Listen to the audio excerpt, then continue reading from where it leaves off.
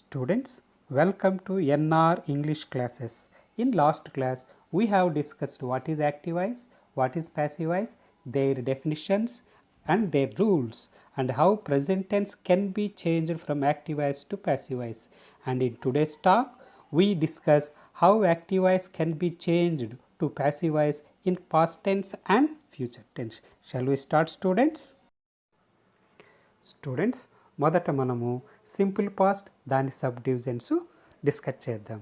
Simple past దాని యొక్క sub divisions structures ప్యాసివ్లో ఏ విధంగా వస్తాయో గమనించినట్లయితే ఈ స్లైడ్ ద్వారా మనకు తెలుస్తాయి. ఈ స్లైడ్ గమనించండి. మొదట మనం సింపుల్ పాస్ట్ స్ట్రక్చర్ తీసుకుందాం.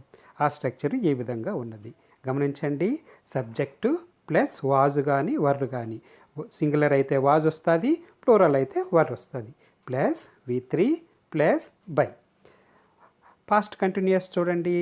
Subject plus was were plus being, continuous అయితే బీయింగ్ వస్తుందని గుర్తుంది కదా, ప్లస్ V3 ప్లస్ ఆబ్జెక్ట్. అదేవిధంగా పాస్ట్ పర్ఫెక్ట్ చూడండి students. Subject plus had plus been, పర్ఫెక్ట్లో బీన్ వస్తుందని గుర్తుంది కదా, plus V3 plus by plus object. Students వీటిని మనము ఎగ్జాంపుల్స్తో డిస్కస్ చేస్తే మీకు క్లియర్గా అర్థమవుతుంది. Shall we go to simple past first? Okay students, now let us take simple past. మొదట మనం ఇచ్చిండేటువంటి సెంటెన్స్ సింపుల్ పాస్ట్లో ఎలా ఉందో గుర్తించాలి. వర్బ్ గన V2 ఫామ్ పాస్ట్ ఫామ్లో ఉన్నట్లయితే దానిని సింపుల్ పాస్ట్గా గుర్తించాలి. అప్పుడు మనం ఈ స్ట్రక్చర్ ఉపయోగించాల్సి ఉంటుంది. Subject plus was were. Vase ఎప్పుడు వాడతాము? మనము ఆబ్జెక్ట్ సబ్జెక్ట్గా తీసుకున్నప్పుడు అది సింగులర్ అయితే వాజు, ప్లూరల్ అయితే వర్ వాడతాం. Plus V3 plus by plus object. ఇక్కడ ఇచ్చిండేటువంటి ఎగ్జాంపుల్స్ గమనించినట్లయితే మనకు అర్థమవుతుంది. మొదటి ఎగ్జాంపుల్ చూడండి. He stole a pen. దానిని మనం ప్యాసివ్ ఏ విధంగా రాయొచ్చు? A pen was stolen by him. ఎందుకంటే ఇక్కడ మనం మొదట ఆబ్జెక్ట్ని సబ్జెక్ట్గా తీసుకోవాలి. ఏ పెన్ అయింది. ఏ పెన్ అనేది సింగులర్ కాబట్టి పాస్ట్ టెన్స్లో కాబట్టి వాజ్ ఉపయోగించాము. తర్వాత స్టోల్కు V3 ఉపయోగించాము. స్టోలన్ అయింది. తర్వాత బై ఆ సబ్జెక్ట్ను ఆబ్జెక్ట్గా మార్చాము. హీ ఉంది కాబట్టి హిమ్ అవుతుంది. A pen was stolen by him. Is it clear? Now look at the second example. ఇది ప్లూరల్తో ఇచ్చాను గమనించండి. They ate apples. ఇక్కడ యాపిల్స్ అనేది ప్లూరల్గా కాబట్టి ఏట్ అనేది పాస్ట్ టెన్స్ కాబట్టి ఏ విధంగా మారుతుందో చూద్దాం. Now let us take apples as subject of passive voice. Apples plural కాబట్టి వర్గా రాయాలి. Apples were eaten by them. They ఏమైంది? దెమ్గా మారింది. అదే V2 ఏమైంది? V3గా ఈటెన్గా అయ్యింది. Okay, hope you understand. చూడండి ఇప్పుడు ఆన్సర్ చూడండి. Apples were eaten by them. ప్యాసివ్లో ఆ విధంగా ఆన్సర్ వస్తుంది. Now I have given some examples. You can practice. Take a pause. కొద్దిసేపు స్లైడ్ ఆపిన తర్వాత, గ్యాప్ ఇచ్చిన తర్వాత దీనిని మీరు ప్రాక్టీస్ చేసి ఆన్సర్ చెక్ చేసుకోవచ్చు.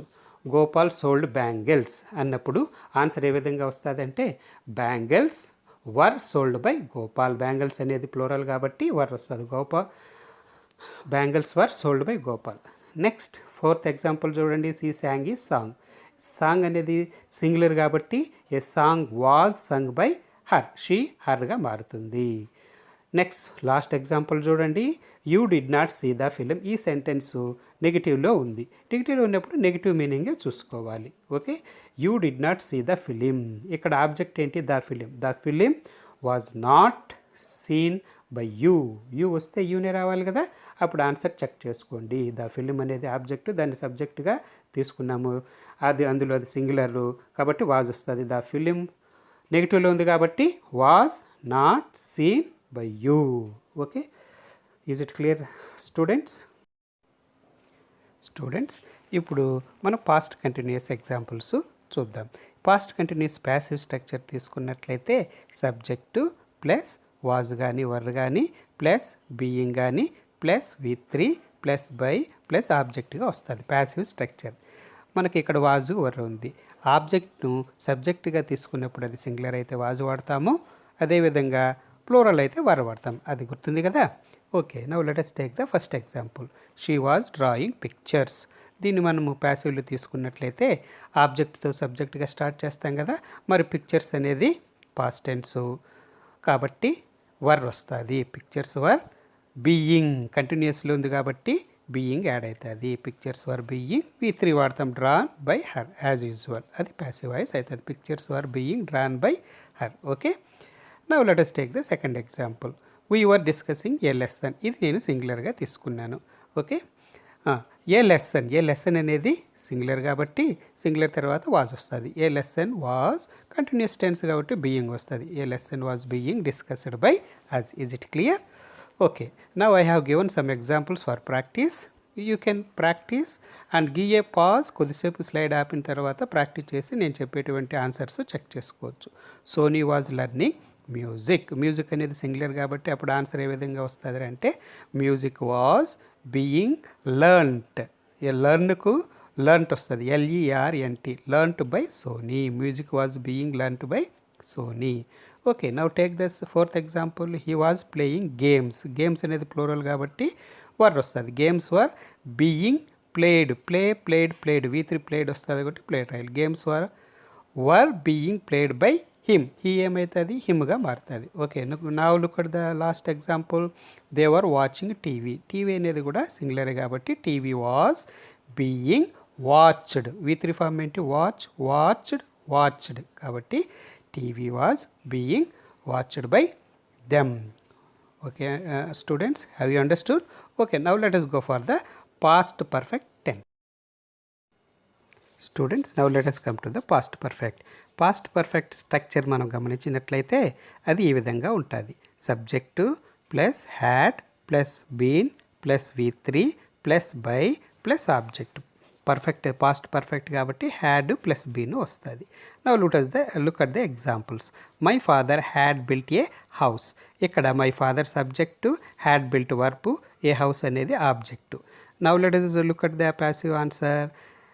ఏ హౌస్తో ప్రారంభించినట్లయితే ఏ హౌస్ అనేది సింగులర్ అయినప్పటికీ మనకు పాస్ట్ పర్ఫెక్ట్లో హ్యాడే వస్తుంది. ప్రజెంట్ పర్ఫెక్ట్లో అయితే సింగులర్ ప్లూరల్ బేస్ చేసుకొని హ్యావ్ కానీ హ్యాజ్ కానీ వాడుతాము. కానీ ఇక్కడ పాస్ట్ పర్ఫెక్ట్లో సింగులర్ అయినా ప్లూరల్ అయినా హ్యాడ్ ప్లస్ బీన్ కానీ వాడాలి.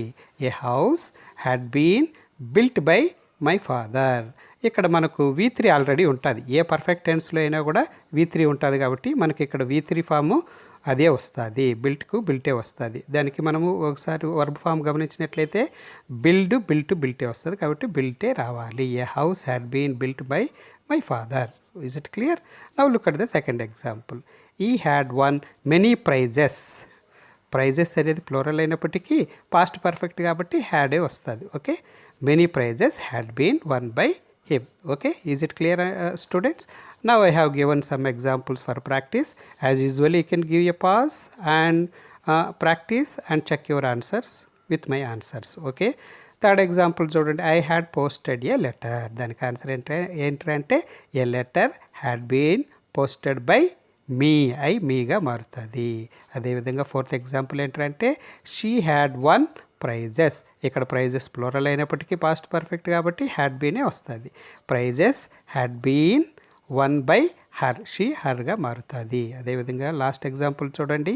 ఈ had taught a lesson had been taught by him. He ఏమైంది? హిమ్గా మారింది. Okay, is it clear? Now in next video we shall discuss future tense and its subdivisions, how active voice can be changed to passive voice in future tense. Okay.